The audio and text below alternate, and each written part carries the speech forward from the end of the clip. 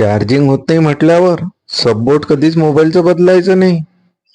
सबबोर्ड बदलायचं त्याच्यामध्ये काहीच काम नाही. थोडीशी मेहनत घेतली की बिलकुल तुमचं कंपनी सारखंच लावून भेटते आणि त्याची लाईफही जास्त राहते. नेटवर्कचा प्रॉब्लेम येणार नाही. सबबोर्ड जर बदललं, मार्केटचं बोर्ड लावलं, आता जे नवीन नवीन टेक्निशियन आहेत नवीन बोर्ड लावून देतात. मग कस्टमर बसते थांबलं, नेटवर्क कुठं आहे, नेटवर्क कुठं आहे. घरात गेलं की नेटवर्क नाही आहे, बाहेर आलं की नेटवर्क येते. ते सगळं होते हे सबबोर्ड बदलल्याच्या ना.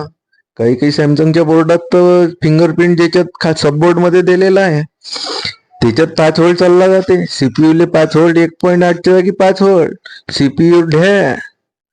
मग काय मोबाईल डेड. तुमच्यासोबत अशी केस झाली असेल तर कमेंट करा. हा युवी ग्लू हे ते सगळं लावून भेटेल. 50-100 रुपये वाचवायच्या नादात मोबाईलचा सत्यानाश काही करू नका. हे पाहून घ्या कंपनी फिटिंग. आणि आता चार्जिंग ही पहा भाऊची एकदम ओके झाली. एम्पियर ही 1.6 एम्पियर.